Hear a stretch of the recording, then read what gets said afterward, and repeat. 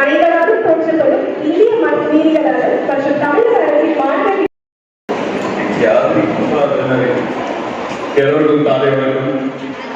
ஆமாம்மா, good morning. நான் ஒரு ஆசிரியர், மேடை பேச்சாளர் கிடையாது. இது என்னுடைய 53வது ஆண்டு அத்லெட்டிக்.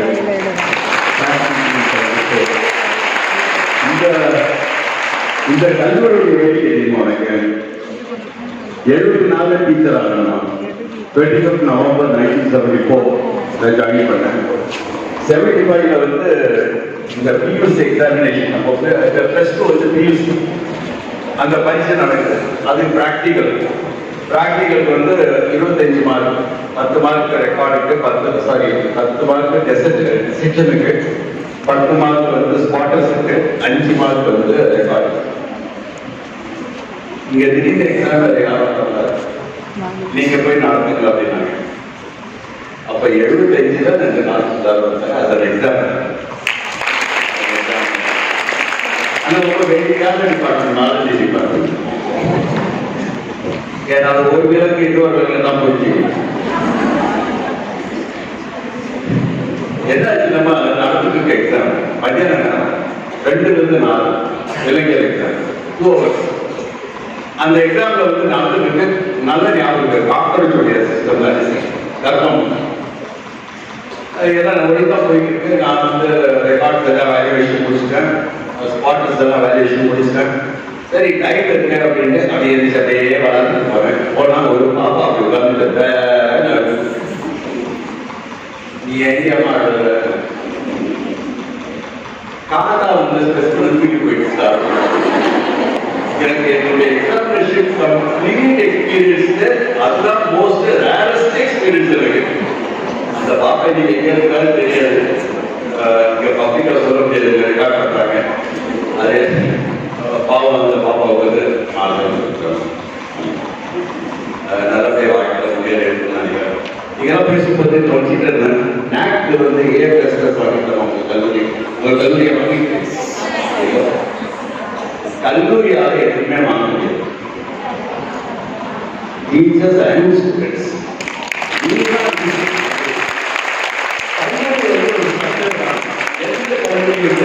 எந்த இருந்தாலும் சரி அது வாங்க. அங்க பணிபுரிகிற ஆசிரியர்கள், அங்க படிக்கிற மாணவர்கள் A++ யார் வாங்கி கொடுத்தது? அதுக்கப்புறம் நீங்க உங்களை காட்சியில நாங்க மாறுறோம். நீங்க மாறுறோம். நீங்க பரிச்சல நாக் பரிச்சல உங்களை காட்சி தான் நாங்க மாறுறோம். அதனால நீங்க தான் எங்களுக்கு சொல்லுங்க, நீங்க தான் எங்களுக்கு ரெகார்டு. அதனால நாங்க திட்டோம். அது டீச்சர்ஸ் இருக்காங்க பாருங்க, அவங்களுக்கு வந்து ஒரு தனி குவாலிஃபிகேஷன் அடிக்கடி சொல்லியிருப்பாங்க உங்க கிளாஸ்ல. இந்த மாதிரி ஒரு மோசமான காய்ச்சல் சொன்னாங்களா இல்லையா? நீ கவலைப்படாத, எனக்கு வருஷம் செஞ்சோம் உங்க பழக்கம் அது சொல்றேன்னா நம்ம கரெக்டா நம்ம அது நம்ம தொழில வந்து அது ஒரு என்ன சொல்லலாம், ஒரு இன்ஹெரிட்டன்ஸ். அது நாங்கள் சொன்னோம், ஒரு வேலை அம்மா மயில் நம்ம சொல்லியிருப்பாங்க, இவங்க சொல்றாங்க. இப்போ இதில் ஒரு நிறைய பேர் ரிட்டையர் ஆகலாம், மற்றவங்க வருவாங்க, அவங்க இதெல்லாம் சொல்லுவாங்க. உண்மையில சில பேர் ஆசிரியர் ஆகிறீங்க, நீங்க வந்து எல்லாம் சொல்லுவாங்க. அதனால கவலைப்படாம படிங்க. இது வந்து கல்வி அப்படின்னு வரும்போது ஒரு பிரச்சனை இருக்கும். பெண் குழந்தைகள் முக்கியமா வந்து இந்த கல்வியை நான் வந்து மேம் சொன்ன மாதிரி நிகழ்ச்சியெல்லாம் பண்ணுவேன், மாபெரும் தமிழ் பண்ணுவேன். அதெல்லாம் பேசுற பிறகு வந்து நான் வந்து நீங்க நல்லா படிக்கணும், உங்க சாய்ஸும் படிக்கணும். அதாவது ஒரு சந்தோஷமா இருக்கும். மார்க் வந்து ஒரு பெருமையை கவலைப்படாது, மார்க்கு கவலையே படாது. நான் வந்து லாஸ்ட் பேஜ் உட்காந்து படிச்சவன், நல்லா தான் வாழ்க்கை முன்னேறேன்.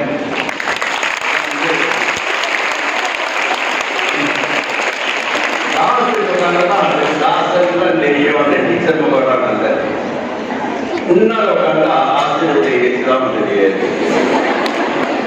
கரெக்டா நம்ம ஆமா லாஸ்ட்ல படித்தேன். நான் ஒரு செகண்ட் கிளாஸ் கிராஜுவேட், ஒரு செகண்ட் கிளாஸ் போஸ்ட் கிராஜுவேட். ஆனா இன்னைக்கு உங்களுடைய கல்வி ஃபுல்லா நான் தான் எழுதுறேன். ஆங்கிலர்கள் நீங்க படிச்ச 9வது அறிவியல் புத்தகம் நீங்க படிச்ச 10வது அறிவியல் புத்தகம், நீங்க படிச்ச 11 ஜுவாலஜி பயோசுவாலஜி, 12 ஜுவாலஜி பயோசுவாலஜி டொமைன் எக்ஸ்பர்ட் ஆகி எழுதலாம். நான்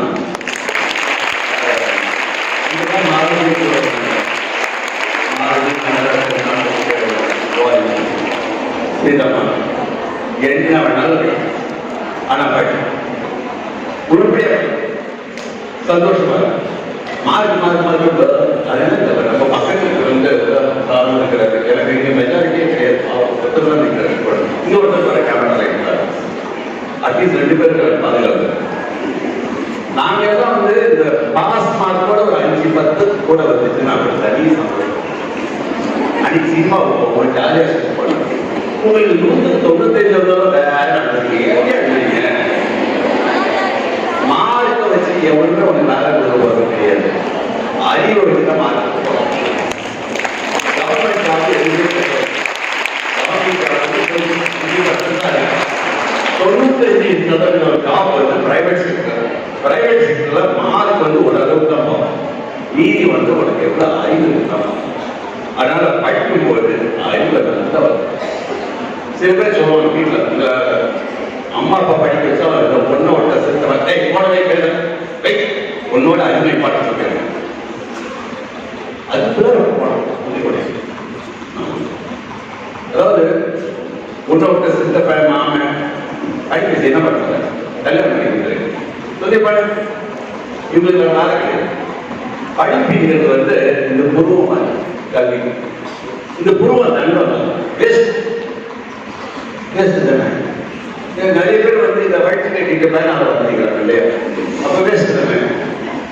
இந்த மாதிரி ஜாலியா உட்காரும் போது புருவம் வேஸ்ட் தான். வெயில ஓடும் போது நமக்கு என்ன வரும்? வேர்வை வரும். வேர்வை நல்ல தனியா உப்பு தனியா?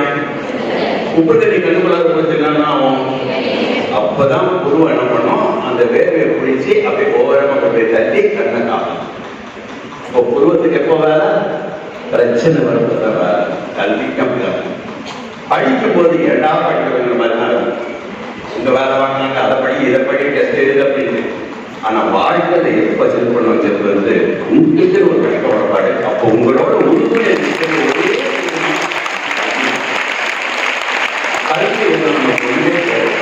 கல்வி ஒண்ணுமே கிடையாது. ஒரு டிகிரி, ஒரு சொந்த டிகிரி, ஏதாவது கையில இருக்கணும், அறிவு இருக்கணும். அந்த அறிவை வச்சு தான் நம்ம பேசணும். பேசும்போது இந்த நினைச்சிட்டு நிறைய ஆராய்ச்சி பண்ண பிள்ளைங்க இங்க தயவு செய்து ரிசர்ச் போகும். இன்னைக்கு ரிசர்ச் தேவை, நிறைய ரிசர்ச். நான் வந்து ஆராய்ச்சி பண்ணிட்டேன், சும்மா பண்ண என்னுடைய பார்த்தீங்கன்னா எனக்கு வந்து சிறு வயசுலேயே அப்பா தவறிட்டார். இன்னைக்கு பார்க்கறது நான் வந்து ரொம்ப கஷ்டப்பட்டு முன்னுக்கு அந்த மாதிரி இருக்கும்போது அந்த எந்த தவறி போன வரைக்கும் தான் சொல்லுவாங்க. ஒரு கூட்ட மாமன் சித்த வேலைன்னு சொன்னா வந்து இந்த பையன் 8ஆம் கிளாஸ் தேர மாட்டான். இதுல வர கைக்கு வச்சுட்டு பார்த்துக்கலாம். இந்த பையன் 8ஆம் கிளாஸ் தேர மாட்டான். எதாம் அவனே அப்படின்னு ஹையஸ்ட் டிகிரி வைக்குவாங்க. புரியுதா? கல்விக்கு வந்து கவர்னாலும் சரி பண்ண முடியாது. இதை தாண்டி சரி இங்க சயின்ஸ் பற்றி படிக்கலாம். கண்டிப்பா வீட்டு சொல்லிப்பாங்க டாக்டர். அதே மாதிரி அந்த காலத்துல இருந்து ஓடிட்டு இருக்கு. அதுக்கு அப்ளை பண்ண மெடிசனுக்கு 2வது கேள்வி ஒன்று கேட்டோம். ஒரே ஒரு கேள்வி தான் கேட்டோம். இதெல்லாம் நம்ப மாட்டேன். What is the difference between a statue and a statue? இதுக்கும் மருத்துவத்துக்கு என்னடா சம்பந்தம்? சிலைக்கும் மருத்துவத்துக்கு ஏதாவது சம்பந்தம் இருக்காது. கேட்டான். அதில் சொன்னேன் அந்த வேலை கொடுத்தடா கொடுத்ததை எத்தனை பேர் ஆலோசிச்சு தெரியாது. சரி அதுக்கப்புறம் சுவாரஸ்யம் படிக்கலாம் அப்படின்னு சொன்னேன். இல்லை கெமிஸ்ட்ரி தான் படிக்கணும். கெமிஸ்ட்ரியை மண்டலே ஏறாதுமா. உடனே ஒரு மாமன் வரணும். இல்லை கெமிஸ்ட்ரி படித்தாதான் முன்னேற முடியும். என் கெமிஸ்ட்ரி வாத்தியார் வருமா லாஸ்ட் கிளாஸ் வி ஸ்டாப் அப்படின்னு ஆரம்பிப்பாருமா. வெளில சொன்னேன் next class we will continue வரை. இந்த 2 மட்டும் சொல்லிக்கலாம். நடுவில் அவர் என்ன சொன்னாரு எனக்கு ஒன்றும் புரியல. அப்ப நான் சொன்னேன் நீங்க தான் தைரியமா உங்க அம்மா அப்பா கிட்ட சொல்றீங்க. அந்த அப்பா இருக்கா அம்மாவுக்கு அட்வைஸ் பண்றதுக்கு மாமன் தான்.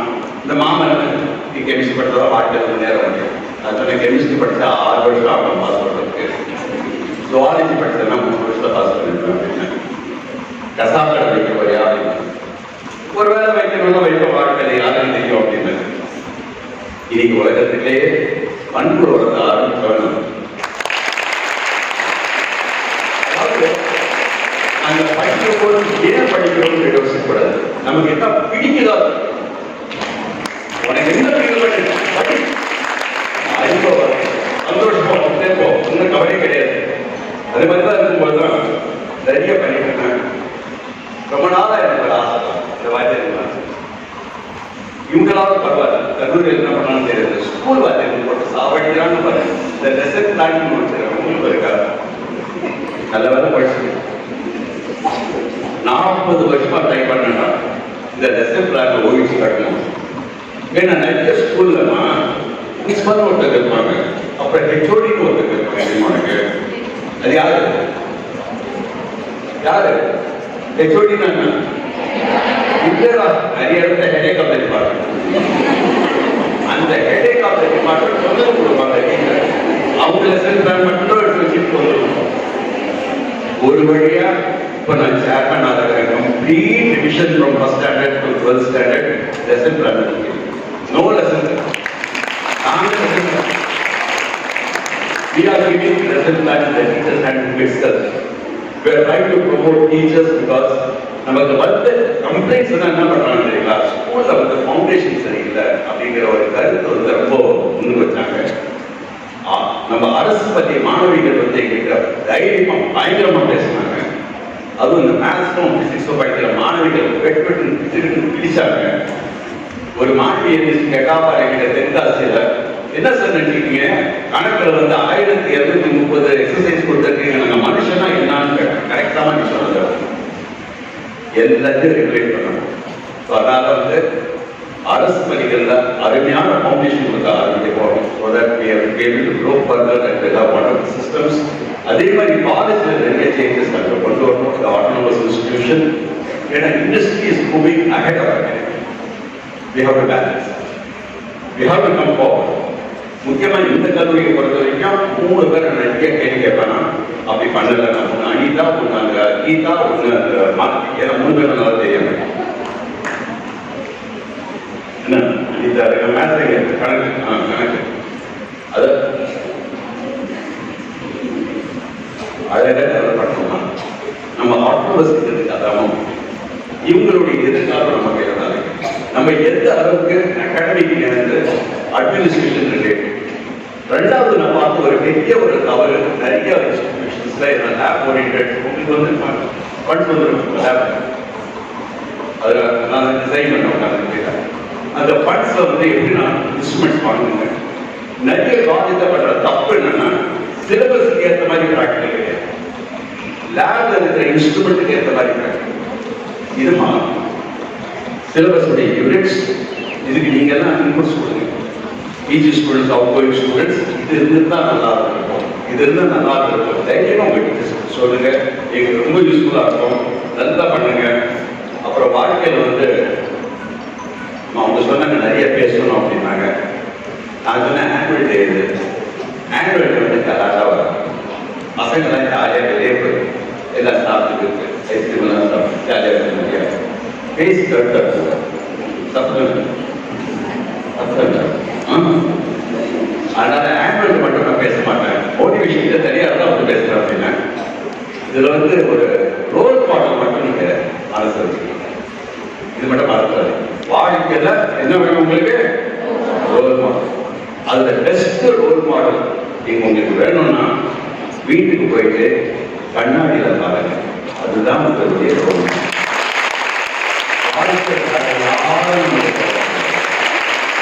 இங்கிருந்து 5 ஆண்டுகளுக்கு அப்புறம் நீங்க யோசிச்சு பார்க்கணும்.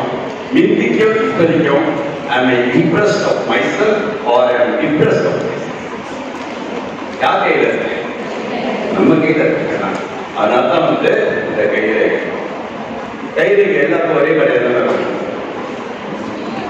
ஒரே மாதிரி தான் இருக்கும். எல்லாருக்கும் கைரேகை வித்தியாசமாக இருக்கும். அப்போ ஒவ்வொருக்கும் தனிப்பட்ட ஒரு கைரேகை இருக்கு. இந்த பூமியில வந்தோம், திரும்பி போறவன் போறதுக்கு முந்தி நம்மளுடைய ரேகையை வச்சுட்டு போனோமா வைக்காம போயிடணும். அந்த முயற்சியில் நீங்க தீவிரமா ஈடுபடணும். அருமையா ஆராய்ச்சிகள் பண்ணணும். நீங்க நல்ல முன்னேறணும், வாழ்க்கையில சந்தோஷமா இருக்கணும். Learn to be happy in life. All the best to you children and thanks to you.